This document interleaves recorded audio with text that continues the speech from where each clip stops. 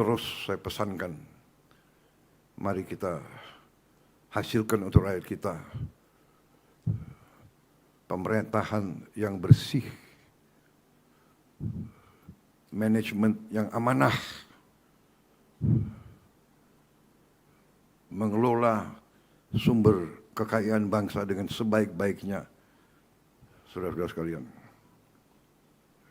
malu kita dengan bangsa lain dan malu terutama dengan rakyat kita.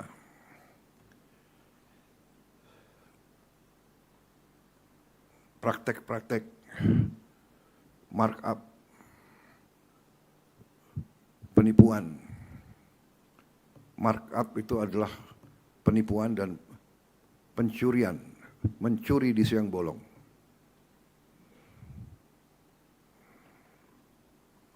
Dan sekarang teknologi ada, sehingga cepat ketahuan kalau markup. Kalau ada pejabat yang ingin melaksanakan praktek-praktek lama, saya kira sangat keliru. Kita prihatin, saya tidak tahu berapa direksi Pertamina yang sudah masuk penjara, saya tidak tahu. Karena negara dan bangsa membutuhkan dan menuntut manajemen yang terbaik. Kelola dengan baik. Saya sangat terkesan tadi Direktur Utama mengatakan, menggunakan istilah Pertamina Perwira. Ini luar biasa, ini saya kira nafasnya seperti itu. Nafasnya harus seperti itu. Bangsa-bangsa yang bangkit, bangsa-bangsa yang kuat. Kita harus contoh. Jepang, Korea, bangsa yang tidak punya sumber daya seperti kita. Tapi kuat. Nasionalismenya kuat. Kalau tidak salah semua perusahaan di Korea, di Jepang, ada saatnya mereka semua berdiri lagu kebangsaan dikumandangkan.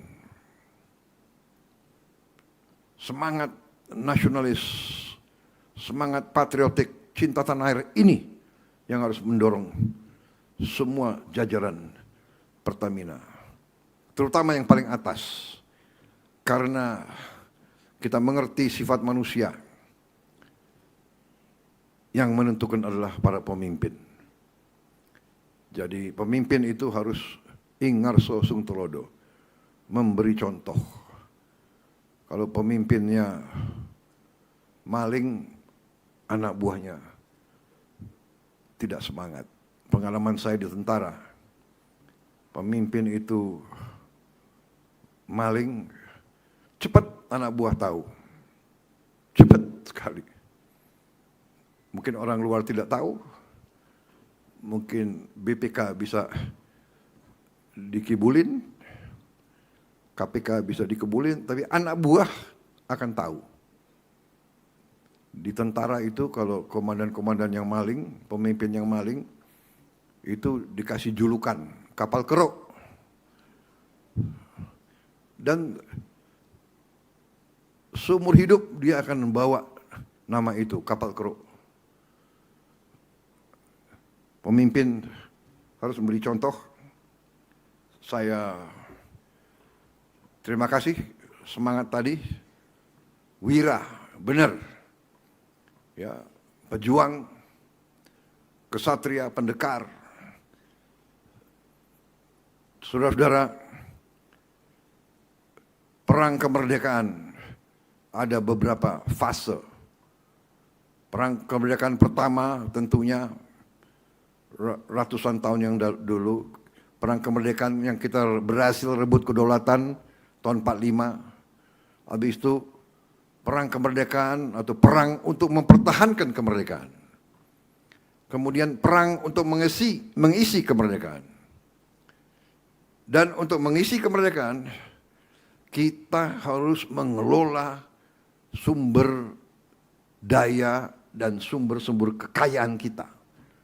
Jadi setiap unsur yang diberi tugas dan tanggung jawab mengelola kekayaan negara harus menjalankan misi itu dengan penuh rasa tanggung jawab, dengan penuh cinta tanah air, dengan penuh patriotisme, dengan penuh suri teladan.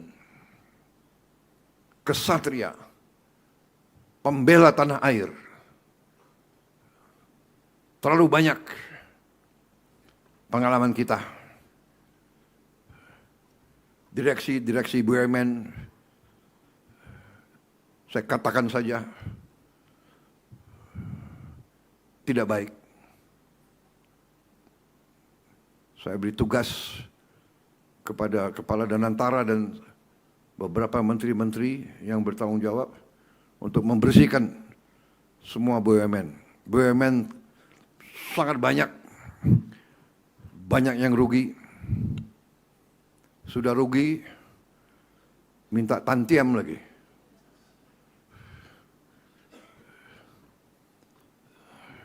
Nggak tahu malu. Dablek menurut saya.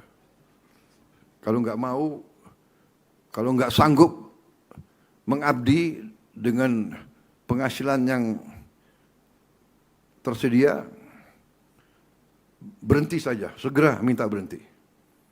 Banyak yang siap gantikan, saudara-saudara. Saya percaya banyak yang siap gantikan. Saya kira yang paling penting itu kita menuju swasembada energi, kita mampu. Selama ini menurut saya tidak ada will. Selama ini banyak di posisi manajemen, di posisi kritis, membohongi atasan, menipu atasan, menipu presiden untuk mencari keuntungan pribadi. Sekarang harus hentikan seperti itu. Kita harus benar-benar menjaga kekayaan negara karena kita butuh itu untuk memperkuat bangsa kita, menghilangkan kemiskinan, menghilangkan kelaparan, mengejar industri, mengejar teknologi untuk kita hadapi tahun-tahun yang akan datang. Saudara-saudara, persaingan global sekarang sangat ketat.